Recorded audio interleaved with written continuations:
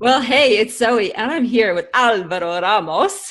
And we were just having a conversation about how to pronounce his name. And most Aussies are troubled by the rolling of the R's, I think, whereas that's pretty easy for a French speaking Canadian like me. In any case, Al is here, and we're here to talk about business leadership. And Al is incredibly experienced when it comes to business leadership and business success. He's been in the business space for 30 odd years of successful business coaching and 21 years where he set up and grew his own professional services firm, joined the big leagues for a while, then went out on his own as a coach, and has really been focused on helping small business be incredibly successful. Some of his clients have been small businesses, IT emerging IT businesses, to Cisco, where he flew over regularly to the US. No doubt we'll hear a little bit about that. But really, Al's focused on three amazing things: profit growth, business value growth, realization of that value. And today we're going to talk about the secrets of what makes business work. So from a leadership point of view, this is where the nuts and bolts really turn into moolah. So welcome, Al. Thank you, Zoe. It's good to be with you. Thank you for having me along. Well, when I first met Al at a Brumbies game, we were in this corporate box and we had an amazing conversation about rewards and recognition amongst businesses, all while the Brumbies were playing. I can't say that we paid too much attention in the second half. I was so engrossed in what you had to say about that. Yeah. Now, I must admit, I'm more the round ball man, so I get a little bit puzzled as to what these guys are actually doing with the touching the ball and all that sort of stuff. So I didn't miss too much of it, so it was all right. What is round ball? What is that? Football, the real football. Oh, like soccer. The one you play with your feet. Okay. So there you go. Glad I asked that question. I never would have guessed like round ball. What is that? Tennis? What, yeah, volleyball? Yeah. The real football, yeah. Okay, awesome. So I gave a broad overview of your journey in business. Just give me a little bit more detail. How did you get started and where have you ended up? Yeah. So it was a curious beginning. I remember driving my vehicle to the Australian National University, and I'd been offered entry into a bunch of different subjects there, and I had no idea what I was going to do. And I must admit, I turned up to the economics faculty, and I said, look, I did okay at school, so let's go and do economics. And I turned up, and they said, look, you've got to do a second major. I thought, well, why? That requires more work. That's less time on the soccer field and at the disco dancing. Anyway, long story short, you make yourself sound like you're from the 70s, Al. Come on. Well, indeed, and proudly. Anyway, and the choices that they had included accounting and statistics and a bunch of political sciences and so forth. And I said, well, what's everyone else doing? They said, accounting's pretty popular. I said, yeah, put me down for that. So I started off my economics degree with an accounting major, and as time progressed, I found that economics was a little bit waffly. It was difficult to grasp, and accounting was pretty straightforward. 2 + 2 was always going to equal 4, and those principles pervaded the whole subject matter. And I thought, look, I'll pursue that. And so that's how I started my accounting degree, actually, as a qualified accountant. I started with Deloitte, and ironically, at the end of my professional career, I finished with Deloitte, having sold my business to them. So I'll give you a bit of rundown in between that. But so I started off as a traditional chartered accountant, and I found pretty soon that the accounting bit and the compliance bit, the accounting bit tends to look historically at things that have happened, and the compliance is mind-boggling. There's just so much complexity, and it changes so much and so often. It didn't tune my guitar particularly well, and I was very fortunate that I had a boss. I started with Deloitte, and after 3 years of qualification, moved on to a small, very entrepreneurial accounting firm, and the boss there was very much focused on growing business, on marketing initiatives, on the entrepreneurial spirit, and really promoting and attracting those type of people.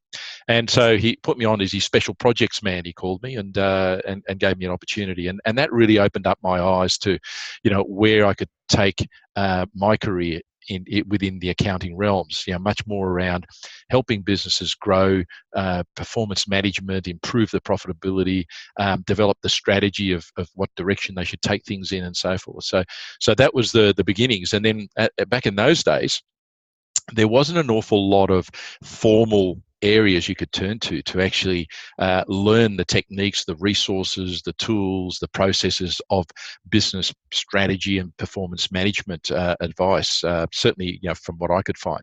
So I tried various different initiatives like marketing boot camps, and I actually ended up joining the Tony Robbins Mastery University program, where that was an eye-opening experience and gave me a lot of skills around connecting with people and understanding what made people tick. And did you do the fire walk, by the way? I've done 4 of them. So yeah. Oh. So it's been an interesting journey. Yeah, at each of his programs, he'll often put in a firewalk as part of the analogy of leaving your barriers behind, and conquering things that you otherwise would have thought that you couldn't conquer. Just as a distraction, did anybody ever burn their feet while you did it? Oh, indeed.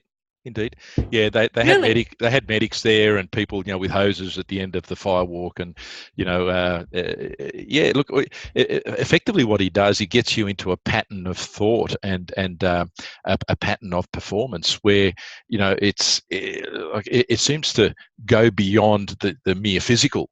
And if you fall out of that pattern whilst you're doing the walk, all of a sudden you get burnt. So there's a lot more complexity to it, but it was quite interesting. And having done 4, as someone who likes to just check things and make sure, 4 was a good number to do. But I don't know that I'd do many more. But anyway, we'll see how we go.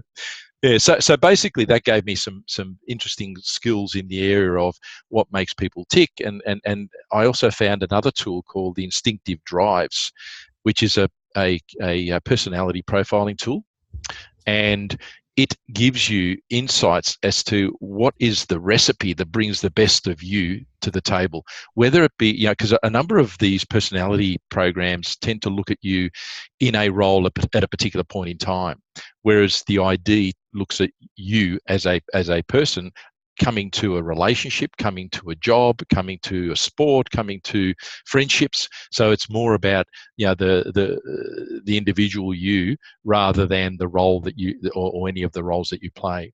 So that was a really interesting tool, and I became accredited in that. So I took on quite a lot of experiences as part of building my toolbox of expertise and capability and resources. And it took me probably 5 or 6 years to actually get to a point where I felt, time to burn the accounting boat and move to the other side of the river and become the advisor and the consultant and the facilitator. And then progressively, the coaching realms, became more clear. And I've been working with small, medium-sized business, but basically, private enterprise for, the following sort of 20 odd years, 25 years or so. Yeah. So what's curious about what you shared about your journey, which I haven't heard before, it was, the Tony Robbins stuff, the instinctive drive stuff. That's all like classic life coaching, personal development coaching. How important is it in the work that you do as a business coach to incorporate that self-awareness component into the business practice? It's key, and one of the things that you asked me to look at, and we'll discuss later on, is what are the key ingredients of success that I found over time. And really, any success starts with you, the individual, and your own ability to understand what makes you tick, and therefore what are your vulnerabilities, what are the areas that are likely to bring you undone. Because business is like any other part of life. It's going to serve up very significant challenges at times, and your ability to master your emotions in those moments and maintain your resilience and your determination to get past whatever served up is pretty critical to business success. Add to that a little bit of luck, and that's a pretty key ingredient to what I think supports anyone, whether you're being in a big corporate environment, in a government environment, or in your own business, being able to sustain success. So on that, then, Because you've specialized in small business, though you've worked at the big end of town as well as in small biz. Why have you settled on small business as a key focus area? Well, there's a story in that. You were saying before about having worked with Cisco. So the guy that actually developed the instinctive drive system is a close friend of mine. And after I became accredited, I was weaving the ID as an integral part of not only my own team, but so that everyone was much more aware of who them at their best looked like and what they needed in order to bring the best of themselves to the table, but then also understand that about each other. So what it did, it raised the relationships to another level where you're much more understanding of the differences between people. So rather than differences becoming barriers, they actually became opportunities for leverage. And so, to bring that to a client relationship made a lot of sense, because if I knew that someone was, very much a meticulous, detailed person, then the way that I needed to communicate how, they needed to undertake particular actions and initiatives was different to a person who's much more big picture, let's momentum based, let's just get on and do it, and let's pioneer our way through. So therefore you're able to accommodate the way that you actually present information and support in tune with that person's optimal sort of recipe. And so Paul got an opportunity to open up in the States, and of all of his consultants, there was only a few of us that were actually in business and advising business. So he felt that he probably should take people that had some of that sort of commercial business acumen along with the ID knowledge with him to open up the opportunity. And so I was privileged enough to go and spend 2.5 years, flying backwards and forwards from Australia for 4-day weeks to work with the senior people in Cisco and help them understand and use the ID. But I guess also it gave me real insights as to what the big end of town do and how they do it, and some of the challenges and issues. And the irony was coming back that the problems were exactly the same as what small business, that I had in Deakin were encountering, other than the zeros at the end of the transactions were significantly greater, and there was greater complexity because obviously their teams spread across the world and so forth. But really, in essence, the problems were very similar. Anyway, I was flying back from one of the trips, and I was getting to the 2.5 year mark, and I'd realised then that I'd done enough to actually build credibility in a new brand that we'd created by having Cisco on our CV, and that really I was helping Paul grow his business at the expense of mine by not having that time back in my business. So I decided at that 2 hours into one of the 14-hour trips back home that's it. I've had enough, and I had pre-warned Paul, so I sent him a text saying, mate, this is it. This is the last trip I'm doing. And I thought, well, I've still got 12 hours to go. What the heck am I going to do if all of a sudden this big gap of time is going to come available to me? And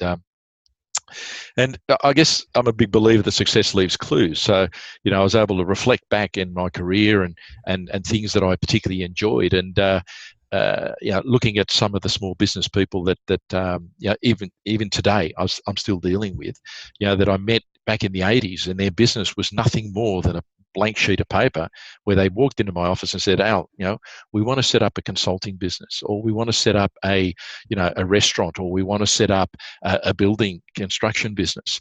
And we worked with them to actually develop that. And then as I progressed into my business advisory and coaching journey, they came with me. And so I also reflected back on their lives and some of the choices that they'd been able to have because of the success we were able to work and develop together in their businesses. And suddenly that became a currency that I became much more aware of, that small business is a very, very tough gig. The money that those people spend is their money. It's the money that doesn't go onto their dinner table if they pay it to you. It's the money that doesn't go to the education of their children if they pay it to you. So they're very judicious about where that money goes. So in terms of us selling our services to them, particularly advisory services, it is difficult, and you don't get the same payback as you do working with the bigger end of town.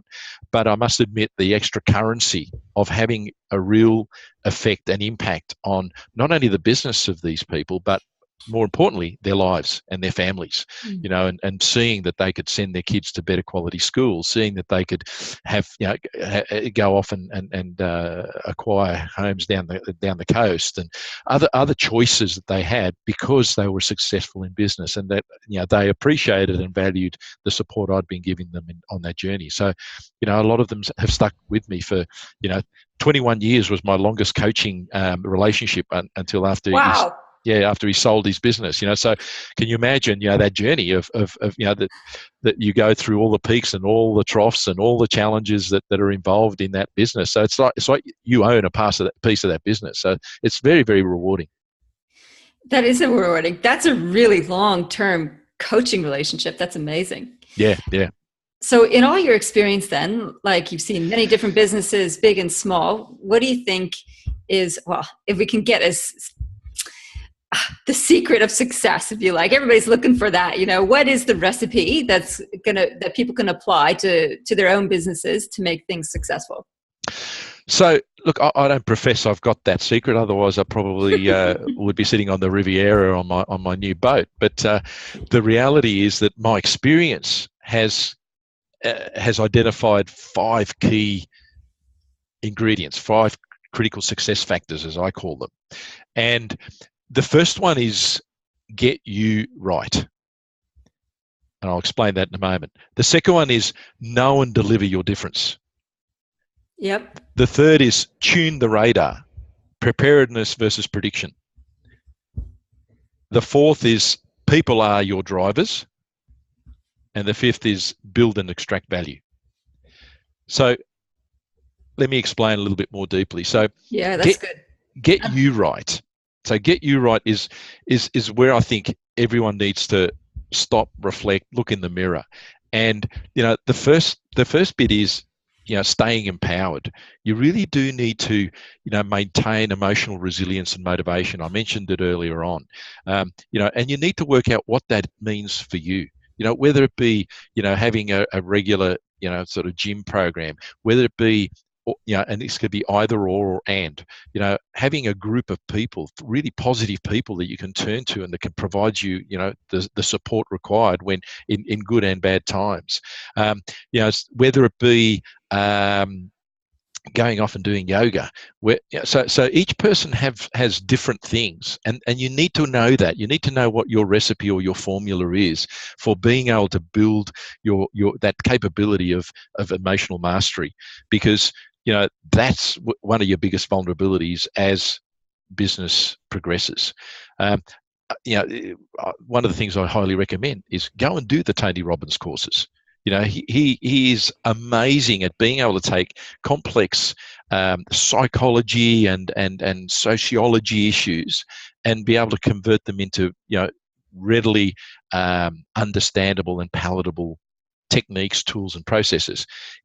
You just need to look beyond the big blustering American, you know, hoo-ha and all the hype and all the rest of it.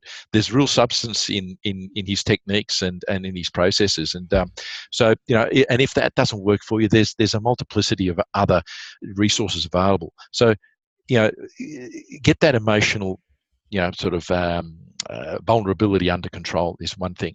The next one is stay passionate. So, you know, when we all, you know, when those of us that have set up business, start up a business, it's not something that you just sort of, you know, come across and you sort of think, oh yeah, I'll do that. Yeah, usually there's some burning fire within you that, you know, you want to go and change something. You want to, you know, change the world or make a difference to people, or, you know, so I think one of the things that's important is tap into that. What, you know, really work out why you got into business and what is it that really tunes your guitar and makes you enjoy that whole essence of being your own boss and getting out there and influencing people and helping people and contributing. And I think that's something that you need to revisit quite regularly. You know, so that's where that whole purpose and, you know, purpose and vision comes in. You know, really understanding what you're trying to achieve and why you're trying to achieve it. The next one is know your gaps. So as part of getting you right, know your gaps. And one of the first things is that, you know, when you go into business, a business is nothing more than a vehicle to get you what you want in life. It just happens to be that vehicle that you've chosen. So one of the things that you want, that you may want in life, may well be, to grow an organisation that impacts the world, or it could be something more modest, like effectively give your family better choices in life. Well, either way, one of the enabling resources is your wealth. So one of the first things that I say to people is let's find out what choices you want, because most of those choices can be converted to financial consequences or financial funding. And let's work out where you are today on your wealth versus where you need to be, and let's work out what that gap is. And as part of building the empire, let's look after that gap first, because I think that what you find is once you actually are able to release your concerns and your thoughts from making sure that you have your wealth squared away, is very liberating when you want to go and then build the rest of the empire. So that gap is pretty critical, because in fact that, with the work that I do with clients, I always start with that and say, okay, well, now let's come back to the business now. Let's work out what are the levers that make the business work, and what targets do we need to set for each of those levers in order for your business to deliver on your gap in this. And it's not about getting to retirement. It's about freedom of choices. So that's a gap that you need to understand. The second gap is your capability gaps. Most entrepreneurs just have this great idea or really technically competent in a particular area, but really when they sit back and look in the mirror and reflect, what do they understand about marketing and sales? What about human resource management and leadership? What about, financial management? So there's a bunch of different skill sets that are required, capabilities that are required to be successful in business, that you don't have a choice as to whether you have them or not. You absolutely need them in order to succeed. So the question is, know your gaps and know where you can get support. So whether it be support to train you, develop you, whether it be support that you outsource or you bring people in, that's secondary. First of all, just let's work out what your gaps are. I like that one about support. And it's one of the big mistakes I see a lot with CEOs, big and small, is that they try and lead alone. And it's just too much of a task these days. Things are too volatile and changing too quickly to be able to steer the whole ship without some sort of sounding board. Indeed. So I think it's pretty critical. So the elements of Get You Right were stay passionate, know your gaps. And what was the step number 2 that you had? So the first one was stay empowered. The second one was stay passionate. Yep. The next one is know your gaps. Yep. And the fourth one, about getting you right, is stay on top of it. Okay. So what I mean by that is you need to make sure that right from the outset you dedicate structured performance management time. So that you've often heard the old glib saying about working on your business, not just in it. Yeah. So that's what this is about. This is about scheduling time in your diary, and I usually say to clients, schedule it for a year ahead. Just book it out in your diary, and so then you work your life around that time. And let's set some structured process for how you become efficient in that time, to make sure that you work out where your business is coming from, what's been achieving, how that relates to your targets, and what are the insights from the assessments that you do, and then what does that mean for what we need to change in terms of the navigation for the month ahead, the quarter ahead, or the year ahead. So you need to make sure that you dedicate that time, and that makes a good platform for bringing in some help as well, and someone to think that's not caught up in the minutiae and the day-to-day quagmire of your business, that can actually provide a reflection at a higher level and challenge you about your thinking of how you run your business and what's actually happening in it. So that's getting you right. There's a lot to get right in you. Well, yeah, but I'll tell you what, there's a big jump forward in success if you get you right. Yeah, absolutely. Okay, so that's number 1. Sort yourself out. What's number 2? Well, know and deliver your difference. So that's where, really, if you're getting into business, what's going to make you different? What is it that you're bringing of value that the marketplace that you're choosing is going to say, hey, I want you to do my work, not someone else. And so you need to invest some time and energy thinking that through and working out, A, who your target market really is, and B, why they should choose you over another. And once you get that clear, then you need to work out how am I going to deliver it so that there's a client experience that really reflects that difference. And so then you need to design and build that client experience. You need to communicate it. You need to live it. As the saying goes, if it's not affective, it's not effective. Okay, so you need to affect others in order to have an effective result. Yeah. So ultimately that what that does, it eliminates the need to sell, because your brand, the experience that you provide is something that's memorable to them and they seek out. And ultimately, you speak to most small businesses and you say, well, what generates most work for you? Where do you source most of your new work and new inquiry? And invariably, it's word of mouth. So you want people to go and talk about your experiences at the barbecue and at the kids' sports ground and so forth, and then as a result of that, you're nurturing your own sales force. And then I suppose it's really about managing the execution of the promise. So that's so get your value proposition right, wrap a good client experience around it, and then manage the execution so that people trust you. That what you've promised is what you're delivering, and that requires things like offering obviously an excellent product and service as valued by your target market. So that's critical. Ensure that you deliver it. Your delivery people, so your team, are all on the same page. So there's consistency there, because we're only as strong as the weakest link. And then things will go wrong, but when they do, recover like a champion. Really use it as an opportunity to enhance the experience. Yeah. I think most people get into blaming and justification and excuse giving, and that just destroys the opportunity. Use that opportunity to really raise the experience for people that you recover like they would never have expected. Oh yeah, I think you're right. It's so easy to default back to, wait, what was the terms of the contract, and what is the least thing that we have to do to tidy this up, instead of thinking, right, what's my client suffering right now and how can I fix that? Because that's more important. Yeah. I often talk to my clients about focusing on the lifetime value of your client, not on the transactional value. Yeah, that's right. So if you make a horrendous loss on this transaction, you've just made a phenomenal investment in the lifetime value. Yeah. Okay. So that's number 2, know and deliver your difference. What's number 3, Al? Okay. Tune the radar, I call it, which is all about preparedness versus prediction. I mean, we live in a time where it's just increasingly complex and difficult to know what the heck's going to happen. You look at what's happened in the last 5 years, and could we have predicted all of maybe any of that, let alone all of it?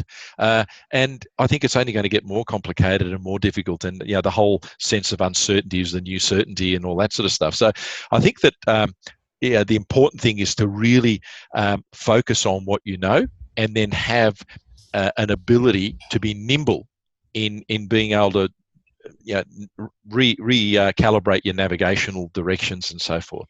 And so that starts with knowing your numbers, as I call it. So I wouldn't be an ex-accountant if I didn't bring numbers into it somewhere.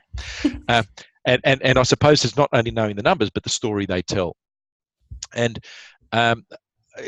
the first thing the first set of numbers that I usually say to people you need to understand are those currencies that I mentioned earlier on about that define your freedom of choices, because effectively that's what then defines high performance for you. So often you hear people talking about building a high performance business.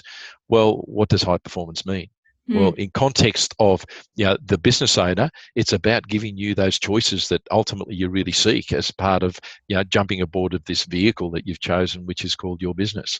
So that's a good start, because in fact that then informs the performance targets that your business needs to hit, both in activity level as well as financial level. And I'm a big proponent of what we call activity-based management. So in other words, how do we convert all of the financial results that people often use to set budgets and measure performance, measure financial performance, back into the activities that people actually do, because that's what they really understand. So let me give you an example. So in our businesses, we sell skilled hours. So, if you can understand how much a decision is going to cost you in skilled hours, you say, okay, well, that decision is a 10-hour decision or a 10-hour-a-week decision. All of a sudden, that's much more understandable for you, the business owner, and your team than to say, oh, look, you've got to generate $10,000, an extra $10,000 this month. That can sometimes become a bit overwhelming. So I was speaking to a client last week, and he needs to put on a new salesperson, and it's a $125,000 decision. And for the salary, you mean? Yeah, for salary, super, all the other bits and pieces. So the number is a scary number for this guy. And so then I said, well, look, it's not really $125,000. I worked it out because I know, the average transaction value that he's able to get from what he sells. So I worked it out, and I said, look, so effectively what you're doing is that decision there, this guy needs to generate, 2,000 of, sell 2,000 of the widgets that you normally sell a week. And he said, 2,000? God, I'd expect him to sell at least 4. I said, have you got the demand for that? Oh, I've definitely got 2 already, but to get another 2 wouldn't be that hard. I said, well, what would you do? I'd do this, I'd do that, I'd do the other thing. Right, okay. So the decision to put this person on is only 2. And you're saying you've already got that. You just shuffle around the demand you've already got. You bring forward some of the waiting list. He said, yeah. Oh man, that's taken such a weight off my mind. Yeah. So those numbers are really critical, and that they're numbers that are relevant to you. The next one, I guess, is to maintain performance transparency. And what I mean by that is that, when it's all good to set targets, but what's the actual result emerging, and why? What are the insights that we're gaining when we start to analyze the information that's coming back to us from the behaviors and the actual decisions that we are taking, and from that be able to sort of modify accordingly, our direction and our choices, both as individuals and as a team. I think that's a really important one. And after having worked with Stacey Barr's work around key performance indicators, and her key premise is to track results over time so you can see the patterns. And when you have the pattern of points over a specific period of time, then you can see what the trends are and what the Indeed. signals are. So you can run a business experiment, track the numbers, and see, is it working or is it not? Yep. And having that set up in your business makes it so much easier to know if what you're doing is actually working. Yeah, indeed. Just stabbing at it in the dark. Yeah, indeed. But look, it's not usual. As much as that sounds like common sense, it's not usual. Like when I get an opportunity to speak to a new client, the first thing that we do is to say, look, let's do a bit of a diagnostic. Let's actually go into your business, and I come in totally cold, so I'm going to give you an independent view on how I see your business working. Can you provide me with these numbers and this detail and that information? Well, it should be about this. I said, where's that coming from? My gut. So it's curious that the things that are so fundamental aren't usual and normal, because people just get caught up in getting out there and doing stuff, but they don't measure whether they're doing the right stuff and the right volume of it and so forth. So yeah, those numbers are pretty critical. And then along with tuning the radar, then goes the whole creative and proactive planning. Actually investing time thinking about where do we want to go and why, and what are the things that are happening around us. So part of the radar is not just looking internally at my own business, but more importantly at what's happening in the broader marketplace. And we've seen that how challenging it's been for many industries now, this whole digital disruption.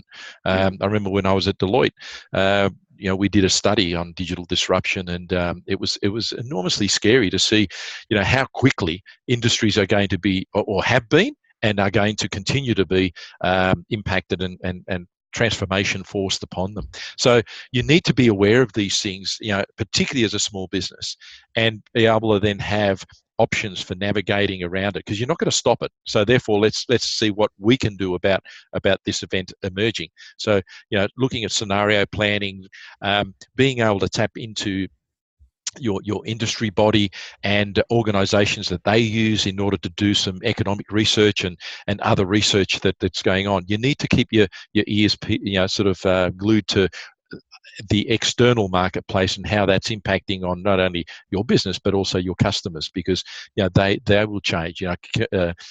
Competitors are going to emerge in places that you never even knew existed. So you've got to be aware of that, and that's where the planning comes in. So the concept of the old Japanese 10-year plan, I think, is more like a 6-month plan now. You've really Absolutely. got to be Okay. So that's Junior Radar. That's number 3. Junior Radar. I like that one. People are your drivers, hey? So tell me about that. So this is where I spin it around, throw it back to you. You see, well, basically, you need good people using great systems and processes to deliver outstanding results. Yeah. So it's about, do you have systems and processes? And more often than not, in the private businesses, particularly the smaller side of things, there's such a reliance and dependence on the owner. It's almost part of their ego, part of their identity, that everyone's got to come to me for answers. Everyone relies on me. Well, you know what? You don't have a business. You got a job with a bunch of people helping you do your job, and you don't have a realizable business. So what gives business value is that the more independent that it is of owners, the greater the value starts to scale. And so systems and processes are critical. So they support people doing good work, and putting time and energy into your people, mentoring it, developing them, creating environments that enable them to bring the best of themselves to the table is a critical part of being able to be successful in an enduring sense. So you need a compelling and attractive offering for people. What's your purpose, vision, and values? Because they are magnetic forces for attracting the right sort of people and retaining the right sort of people. Plus, then having effective recruitment processes and retention processes, and the one that is so close to my heart, and involvement. People need to feel involved, not just that they're doing a job. They need to feel a sense of ownership about what it is that this business is doing and how I'm contributing, and how that I'm actually doing something that is meaningful. So I'm about 2/3 of the way through your great book, Loyalty. So I'll give you a plug here. Good on you. And I love your tribe concept. I think that's a fantastic way to explain what it is that I think a successful business really needs to achieve.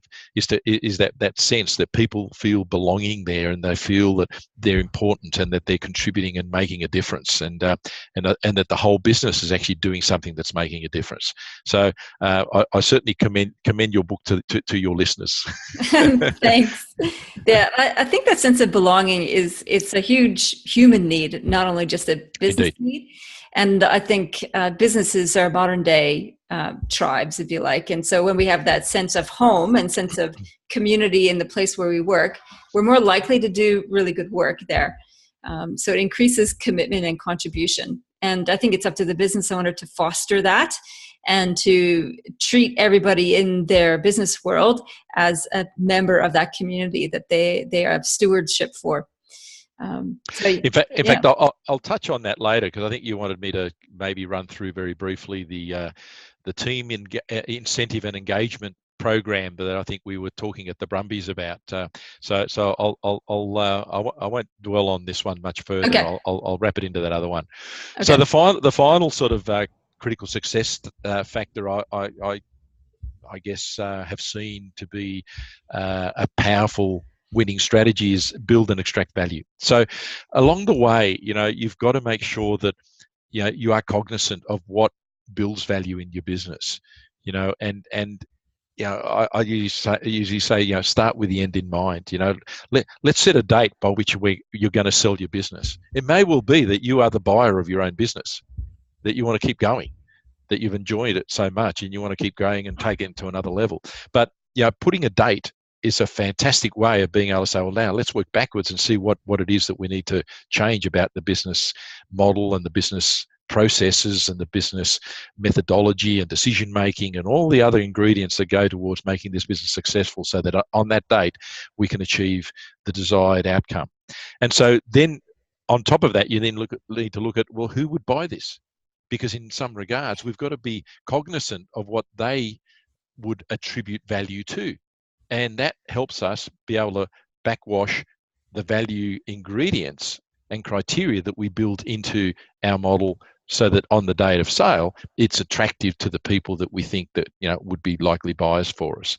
So that's a very useful way of giving you some guideposts for not only taking your business in a direction, but doing it in a manner that's actually building intrinsic value into it. And then along the way, you've got to milk the cow. You've got to make sure that you achieve success, and that success transfers to personal wealth. I've seen so many businesses just grow and grow and reinvest in themselves. And I remember I had a client who was, it was about $100 million business, and it was a phenomenal business. He felt that any day of the week, Al, this thing will be worth $15 million to me. And I said, what if it's not? And he felt that I was being a negative fireman, sort of putting water on his fire. And I said, no. I said, my role is to be your devil's advocate. That nothing would please me more than we get to sale date and I've got bad news for you. And he says, what? He says, you've made 20 million instead of 15 million. But the point is that what if you don't make the 15 million? Yeah. What else can we do along the way? And this is a guy that has just put all of his eggs into that one basket and built this phenomenal business. I finally, it took me 2 years of convincing and nagging, but I've convinced him to start drawing out money and putting some into property and into super and into various other nest eggs. And we got to the end of time when he was ready to sell. And the business was so large that it really was a very small pocket of market that would be potential buyers for this size business. And he got an offer of $2 million. Oh. He just about had a heart attack on the spot. Anyway, we spent 18 months and we got him $4.5 million. Oh. But fortunately, we'd built up $8 million plus of other assets in other nest eggs. So he got his $15 million. So, it's one of those, it's a story that I just tell time and time again because it's one I lived, and so it's important to make sure, and for two reasons. One is that, you do build those nest eggs externally so that you're also protecting yourself in the event of, some failure and so forth. But the other thing too is that I find that business gets fat and lazy. Just like human beings, the business gets fat and lazy if you leave too many assets, too much cash, too much capital in its environment. So I say to clients, look, you remember when you first started your business or when you first bought it, you ran like a lean, mean, machine, and you had to run on the smell of an oily rag, because 90% of small business people go into business undercapitalized. So what I'm trying to do is that, and you succeeded, you've achieved what you've achieved. I said, so what we need is that mentality of lean and mean, but without the stress. So what we do is by milking the cow, as I call it, we're taking some of the capital out, putting it to work elsewhere, but making the business really support itself on less capital and on less resources, and therefore you need to be much more astute. You need to make decisions much more effectively and much more timely and so forth, because you don't have the fat of having, like this particular guy. He used to have $8 million sitting in a bank account at any point in time, and that was in the old days where it was a check account, so it never even paid him interest. Yeah, right. So I got him to put that money into a cash management account. I said, well, I've earned my accounting fees for the next 10 years. What? But anyway, so that's my 5. So just to recap very quickly. So the number 1 is get you right. Yep. Number 2 is know and deliver your difference. Yep. 3 is tune the radar. Be prepared versus predicting. 4 is people are your drivers, so you really need to invest in them and support them to be their best within your environment. And number 5 is build and extract the value along the way as well as at the other end. I think that's a good one. And so for your last piece of advice, rewards and recognition, which started our conversation a few months ago, what's your best advice around that? Like, I hear there's a lot of discussion with me and my colleagues about how do you reward staff? How do you recognize staff? And what's the best way to approach that? Yeah, so if I had the definitive answer to that, again, I'd be multi. But look, I remember having an experience many years ago with it was a podiatry clinic, and they came to me to say, look, we want to sell, I don't know, 2% or 5% of the business. I thought, what do you want to do that for? He said, because we really need people to have skin in the game so that we can go off and have holidays. And I said, I'm sure they're going to be compelled by that. Yeah. Anyway, I said, do you realise, that the limitations that actually places on you as owners? Because all of a sudden, whether it's 5% or 0.5% or 50%, you're now accountable to other people. As they're owners. You can't just bully them around. You got to make. And anyway, long story short, I said, what about if we considered a reward system, some sort of incentive program and so forth? Anyway, we massaged ideas and so forth and came up with one which we call the team incentive and engagement program. And to me, the success was the engagement bit. And it's only in recent times, I think I sent you a YouTube link a little while ago, and then very surprise. Here's me thinking that I was sending you something innovative and new, and I read your book, and there it was on one of the pages about Dan Pink and his puzzle of motivation. So I certainly commend people to have a look on YouTube and just look for Dan Pink and some of his YouTube videos, because effectively what Dan says is that that there's a dilemma. And the dilemma is the mismatch between what science knows versus what business does regarding motivating and rewarding people. And he came up with the research that science indicates that depending on whether you're trying to promote and reward mechanical skills or cognitive skills, and mechanical skills tended to correlate that the higher the bonus, the more widgets that you could produce. But in most businesses, what we're looking for is the cognitive skills. We want people to bring, to not leave their problem-solving brain at the door when they come into work. Because it's quite ironic, that all people, they pick up their bag at the end of the day. They leave the premises, and almost within seconds, they're in problem-solving mode, fixing this, fixing that, making decisions, blah, blah, blah. And then they come into work, and it's almost like, I'm here to do my job.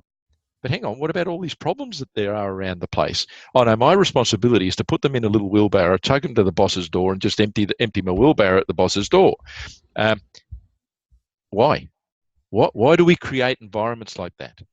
So that challenged our thinking in this team incentive and engagement program to say, well, how do we actually provide an environment that people can come to work as equal contributors to identifying problems, coming up with solutions, having a go at implementing those solutions, reviewing the outcome, and then maybe recalibrating or celebrating because we fixed it. Mm. And so that became, a pretty key part of this incentive program that we set up. And it was transformational. It wasn't an improvement to the business. It was transformational. And what we did was we'd have a monthly get together with the team, and we kept it simple. So first of all, there was three key drivers in this particular business. The volume of appointments that they had, the average value of each appointment, and the gross margin that they were able to generate from each appointment. Overheads, all the rest of it, that was in the owner's hands. The staff couldn't really do too much about that.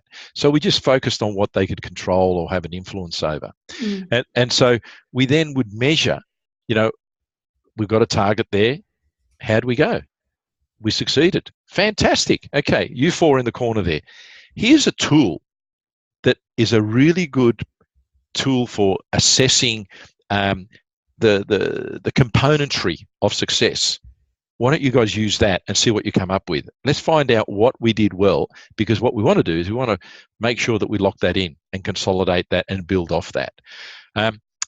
Target 2, we failed abysmally. Right. Well, here's a tool for being able to brainstorm and diagnose what went wrong or what we think could have gone wrong, so that we can then do a little Pareto analysis and find out what's the 20% that if we fix is likely to give us an 80% chance of improvement. And from that, we then coach them on developing implementation plans. But it was all about raising their capability, raising and expanding their opportunity to actually do meaningful things within their work, not just their technical stuff that they did. They were all over that. But there's other aspects which, enhanced their capability and made them better people. So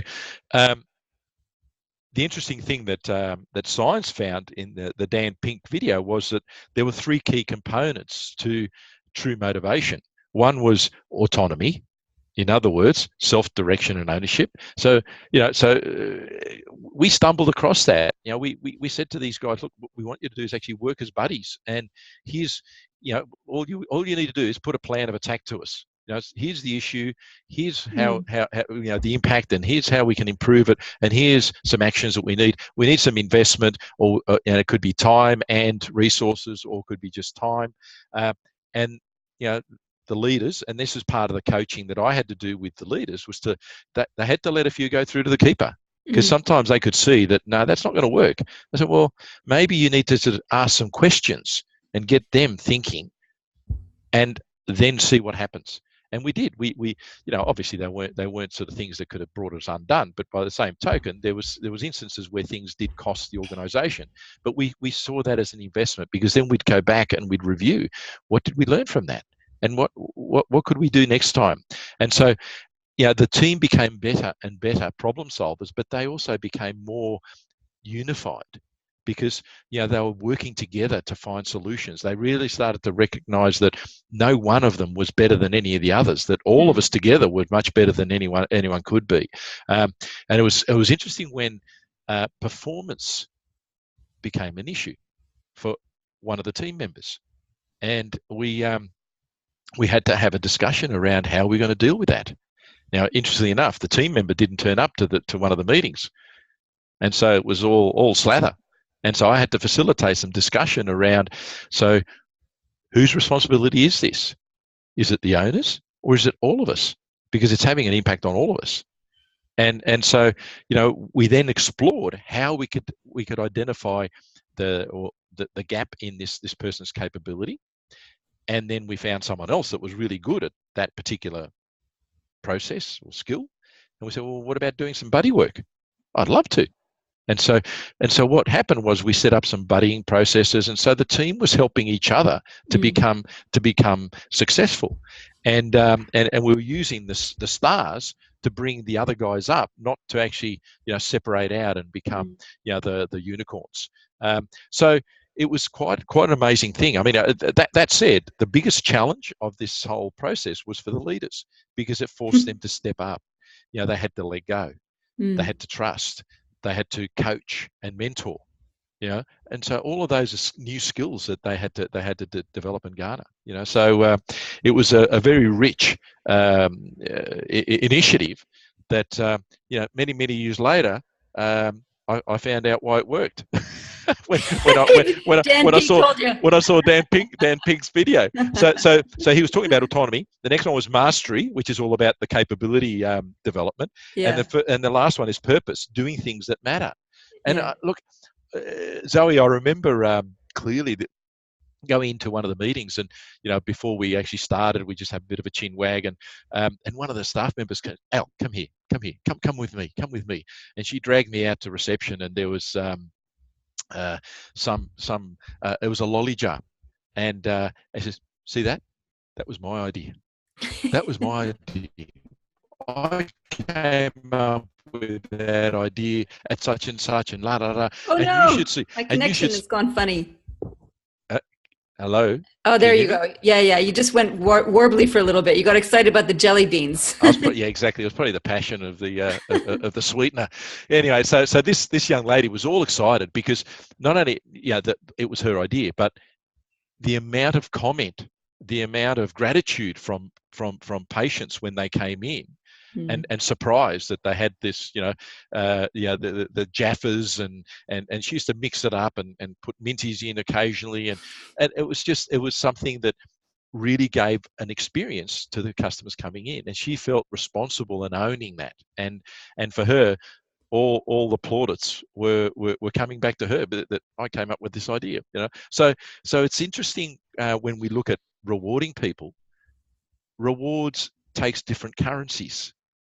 For some people, it is financial, and for everyone, it is financial to a certain stage. You need to make sure that you've got the fundamentals covered, but then it starts to take a different route for each of us.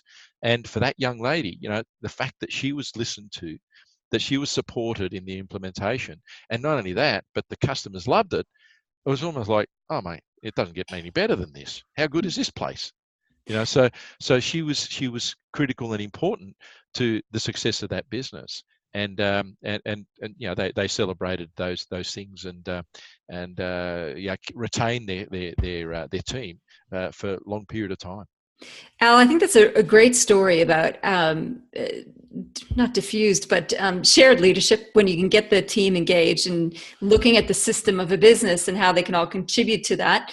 It's not a lot of business owners do that, and they tend to see very narrow segments of their business or compartmentalize different aspects of it instead of looking at how things integrate and therefore how everybody can affect that. And I think you're well ahead of your time, mate. So well done on that. Yeah, it was a good fluke, but no, it was very satisfying, just because just for the owners, they used to, well, he used to work 6-day weeks.